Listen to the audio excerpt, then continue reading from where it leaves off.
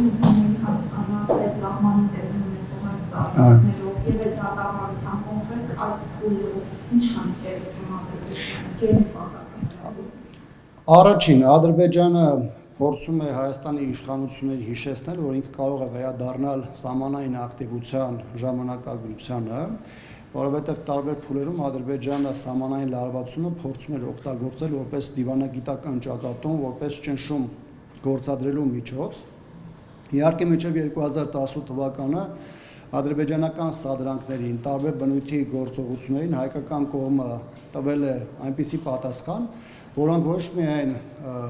ջախջախիչ են եղել նրանց տարբեր միավորների համար, այլ դրանք հնարավորություն չեն տվել դիվանագիտական հարթությունում կամ բանակցությունների սեղանի շուրջ ուժեղ դիրքավորում ապահովել Ադրբեջանի համար։ Ավելին հայկական կողմի գործողությունները, որոնք արտահայտվել են եւ դիվանագիտական մակարդակում եւ ռազմի դաշտում, մեզ հնարավորություն են տվել ոչ միայն ընդգծելու մեր կառուցողական կողմ լինելը եւ մեր առաջնահերթությունը հասնելու այս կոնֆլիկտի խաղաղ հանգուցալուծմանը, այլ տարիներ շարունակ մեզ հնարավորություն են տվել բանակցային գործընթացում յուրաքանչյուր հերթական փաստաթղթի դեպքում անընդհատ բարելավել մեր հնարավորությունները։ Մեկ օրինակ բերեմ, երբ որ քննարկում է օրինակ 2007 թվականի Մադրիդյան փաստաթուղթը, մենք Մադրիդյան փաստաթղթից 2007-ից մինչև 2011 թվականի Կազանյան հանդիպում, այսինքն 4 տարվա ընթացքում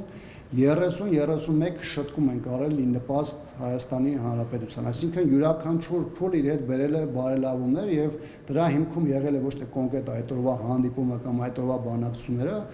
այլ ինչպես ասում են, եւ գետին եղած իրողությունները եւ ռազմի դաշտում եւ դիվանագիտական մակարդակում արվող աշխատանքը։ Իհարկե, շատ ցավալի է այդ համատեքստում արձանագրել այն իրավիճակը, որը վերել է հասրել է մեզ այս իշխանությունը, այս ողբերգությունների շղթան 20 թվականի պատերազմով, 21, 22, 23 թվականներին Հայաստանի Հանրապետության տարածքների օկուպացիայի փաստով 23 թվականին Ադրբեջանի կողմից Արցախի ամբողջական վերահսկողությանն ու հայաստանյան իշխանությունների համաձայնությանը եւ այլն, բայց մենք ամեն դեպքում չենք կարող համեմատության մեջ ներկայացնել այն իրավիճակը, որը ունեցել ենք մինչև 18-ը եւ 18-ից հետո։ Ադրբեջանը առաջնագծում հրադադարի ռեժիմի խախտումներով նաեւ փորձում է աբեկել հայ ժողովրդին, սահմանամերձ բնակավայրի բնակչության միջոցով նաև այն բոլոր մարդկանց, ովքեր ապրում են հանրապետության տարբեր հատվածներով, դա իր անուղղակի ազդեցությունը այնուամենայնիվ թողնում է։ Հատկապես այն պարագայում, երբ որ